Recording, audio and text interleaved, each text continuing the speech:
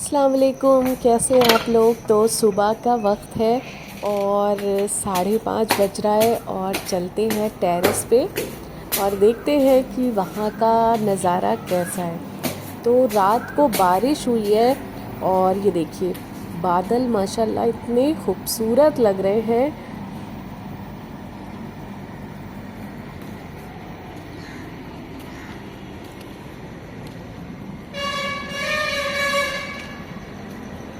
और चाँद भी बहुत प्यारा लग रहा है माशाल्लाह। और बारिश की वजह से सारे प्लांट्स अच्छे से धुल गए हैं तो और भी खूबसूरत लग रहे हैं, एकदम ग्रीन कलर के। तो सुबह सुबह का वक्त बहुत ज़्यादा खूबसूरत होता है। चारों तरफ परिंदों की आवाज़ें आ रही हैं और मुझे ये माहौल बेइंतहा पसंद है। और सुबह उठना भी किसी नियामत से कम नहीं है। जो नज़ारे देखने को मिलते हैं ना, वो पूरा दिन हमारा खूबसूरत बना देते हैं। और ये देखिए माशाल्लाह से हमारा खीरा भी काफ़ी बड़ा हो चुका है।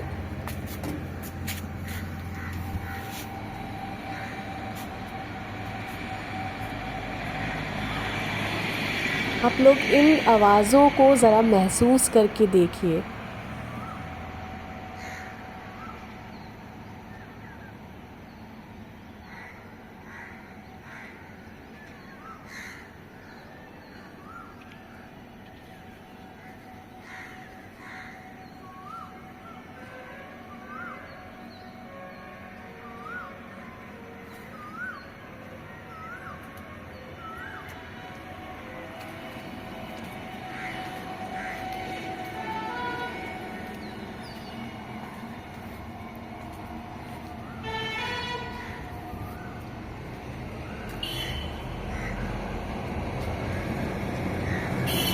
और यहाँ पर ये मेरा पम्पकिन का प्लांट है, वाइन है। और इस पे बहुत सारे माशाल्लाह से छोटे छोटे से पम्पकिन निकले हैं और देखने में बेइंतहा खूबसूरत लगते हैं।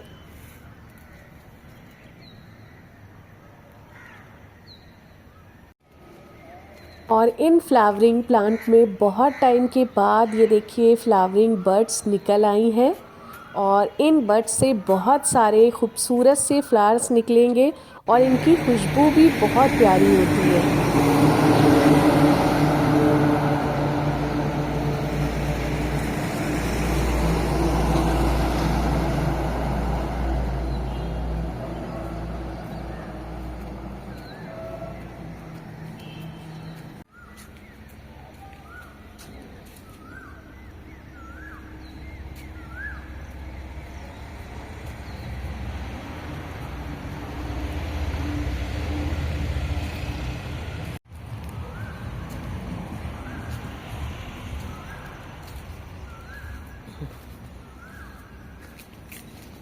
रात को बारिश के साथ साथ आंधी भी आई थी और कुछ छोटी मोटी चीज़ें जो रखी थी वो देखिए गिर भी गई हैं।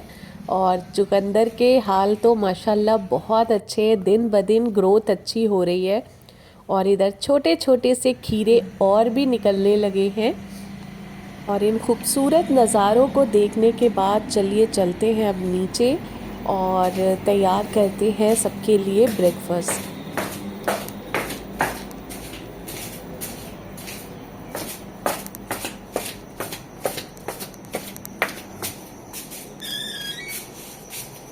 तो ऊपर तो थोड़ी बहुत रोशनी थी लेकिन नीचे अभी भी अंधेरा है क्योंकि बादल हैं हल्के हल्के। और फिर मैं यहाँ पे किचन में आ चुकी हूँ और आज बनाएंगे मौसम को मद्देनज़र रखते हुए गर्मा गर्म पूरियाँ और ज़ीरे से फ्राई करे हुए प्लेन आलू। और जब भी हल्की फुल्की बारिश होती है तो उसमें पूरी और आलू का मज़ा बहुत ही अच्छा लगता है। तो यहाँ पे मैंने गर्मा गर्म पूरियाँ फ्राई करी हैं और आलू एकदम सादे बनाए, सिर्फ नमक मिर्च हल्दी और उसको ज़ीरे से बघार दिया है। तो ये आलू पूरी के साथ बहुत अच्छे लगते हैं। और वैसे भी मेरा बेटा जो है वो आलू में टमाटर पसंद नहीं करता है, तो उसकी वजह से हम लोग इस तरह प्लेन आलू ही बनाना पसंद करते हैं।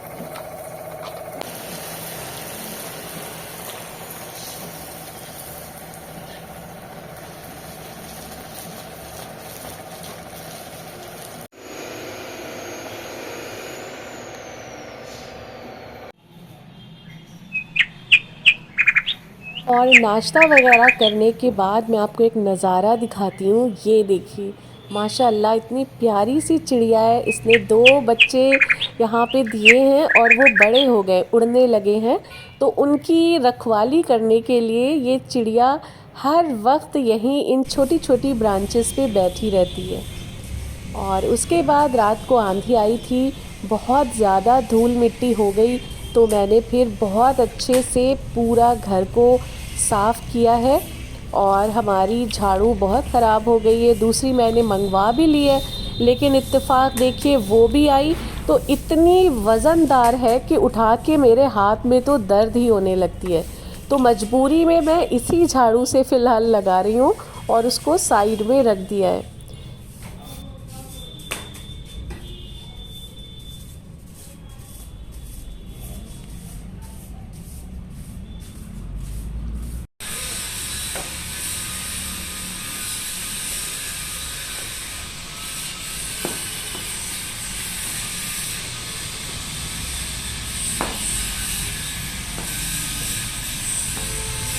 और सारी साफ़ सफाई होने के बाद लास्ट में ये मैट्स मैं यहाँ पे डाल देती हूँ। और आप लोगों को बताऊँ, ये ग्रीन ग्रास के मैट्स मेरे बहुत सालों पुराने हैं। और अगर आप लोग भी लेना चाहें तो ये ज़रूर लें। ये बहुत ज़्यादा चलते हैं और बिल्कुल ख़राब नहीं होते। आप इन्हें जितने बार वॉश कर लें, ये वैसे के वैसे ही रहते हैं। और सारी सफाई करने के बाद अब आती है बारी डस्टिंग की। तो रात में आंधी आई थी तो ऐसा लग रहा है किसी ने मुट्ठी में मिट्टी ला के इन सोफ़ों पे डाल दी थी। तो कुछ क्लिप्स तो मैंने दिखाई नहीं, इसलिए कि मुझे खुद को शर्म आ रही थी कि इतनी मिट्टी कैसे हो सकती है। फिर मैंने बहुत अच्छे से हर जगह की डस्टिंग की। और कभी भी आप लोग इस तरह से बेड का जो बैक साइड है वो बनवाइएगा, तो ये इस तरह से जो नग वगैरह होते हैं या बटन्स, ये बिल्कुल नहीं लगवाने चाहिए। इसमें बहुत सारी डस्ट जो है वो जमा हो जाती है और इसको क्लीन करना बहुत मुश्किल हो जाता है।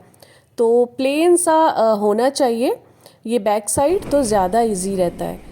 फिर मैंने बेडशीट भी चेंज करी क्योंकि उस पर भी मिट्टी मिट्टी हो गई थी सारी।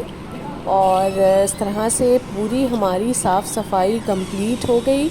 अब बस एक चीज़ बाकी है, वो है मेरा फेवरेट बखूर। और इसको जलाए बिना तो अब साफ़ सफाई अनकम्प्लीट लगती है। तो बस फटाफट से इसको सुलगाते हैं।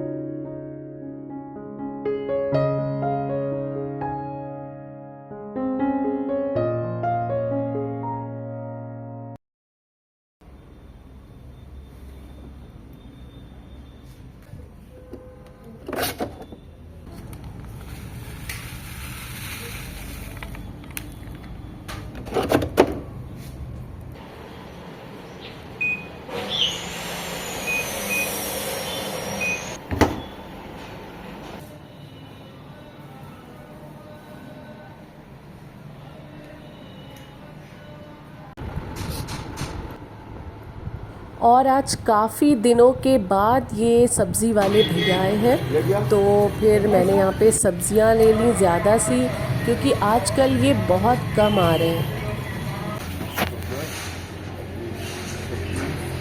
145।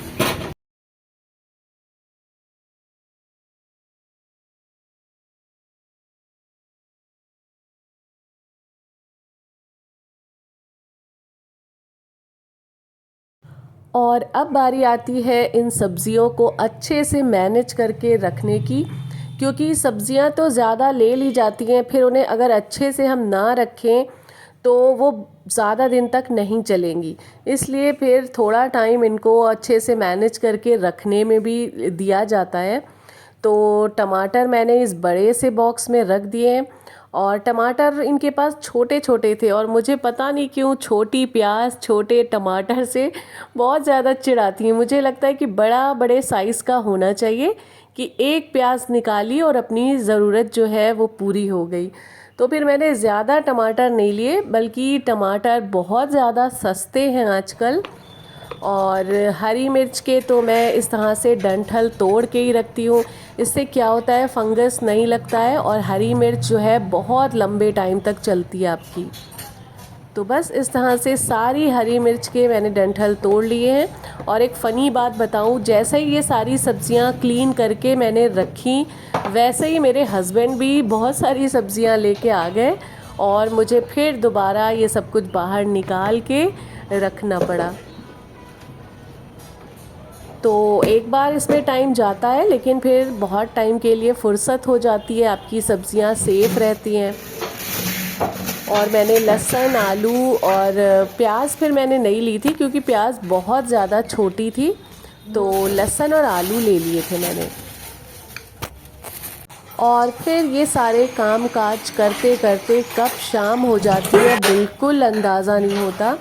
और यहाँ पे मैंने एग्स बॉईल कर लिए थे, बॉईल करके छीले और उसमें फिर इस तरह से कट लगा लीजिए।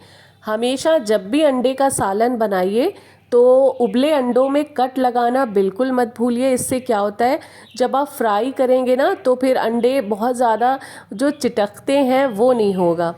कभी कभार तो अगर आप इसमें इस तरह से कट्स नहीं लगाएंगे ना तो अंडा फट भी जाता है, तो इस बात का ज़रूर ध्यान रखिए।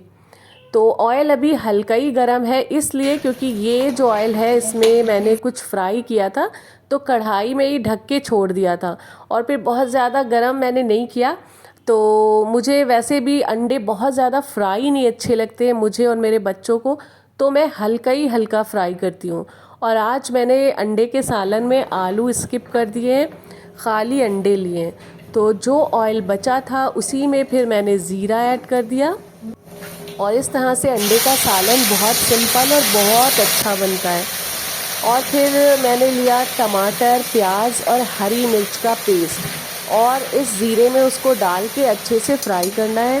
तो मिक्सर जार में थोड़ा सा लगा था, तो पानी धोखे से मुझसे ज़्यादा ही इसमें डल गया और ये पतला सा हो गया, लेकिन कोई बात नहीं, इसको इतनी भुनाई करेंगे कि ये सही कंसिस्टेंसी में अपनी आ जाएगा। और अब इसमें डालेंगे सारे बेसिक से मसाले, जैसे नमक हो गया, मिर्च हो गई, और लगभग 2 छोटे चम्मच धनिया और आधे से थोड़ा कम हल्दी। ये सब डाल के अच्छे से मिक्स कर लेंगे। और इसी स्टेज पे अदरक लहसुन का पेस्ट डाल देंगे, मैंने 1.5 चम्मच डाला है। और बस अब इसको ढक के रख देंगे, एकदम अच्छे से इसकी भुनाई करेंगे। पानी ज़्यादा हो गया इसलिए ढक के रख रही हूँ, अगर कम होता तो फिर मैं ऐसे ही खुला इसको भून लेती। तो यहाँ पे देखिए अच्छे से हमारा सारा मसाला भुन गया है, ऑयल भी सेपरेट हो गया है। तो इस तरह से थोड़ी देर और भून लेंगे इसको, और बहुत अच्छी माशाल्लाह खुशबू आ रही है इसकी। और एक मैं आपको चीज़ बताऊं, अगर इसको और भी मज़ेदार बनाना है, जो कि मैंने किया है, तो मैं दिखाना भूल गई। इस वक्त मैंने इसमें गरम मसाला डाला है, और थोड़ा सा मैंने शान का जो बॉम्बे बिरयानी मसाला आता है वो भी ऐड कर दिया है। तो मैं मसाला बिरयानी में तो वो कम डालती हूँ, और कभी कभार जब मैं इस तरह से अंडे का सालन या कोरमा बनाती हूँ ना, तो उसमें वो ज़रूर डालती हूँ। उससे बहुत ज़्यादा मज़े का हमारा कोरमा बन के तैयार होता है। हमारा डिनर भी एकदम बनने की कगार पे है, और इतनी देर में मौसम इतना ज़्यादा ख़राब हो गया है, बहुत ज़्यादा आंधी आ रही है, हल्की सी बारिश भी स्टार्ट हो गई है।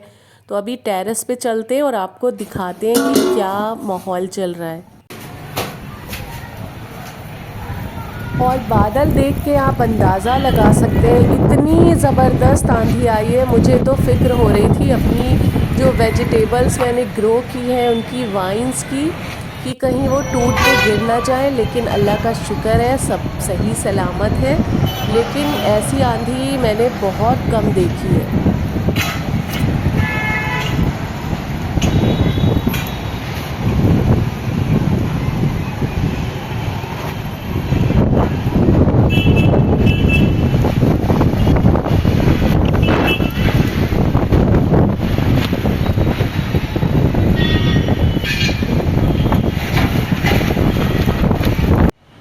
इतनी तेज़ आंधी आ रही थी कि मैं डर के मारे फ़ौरन नीचे आ गई हूँ। और नीचे से देखिए कितना ज़बरदस्त ब्लैक कलर का बादल हो चुके हैं।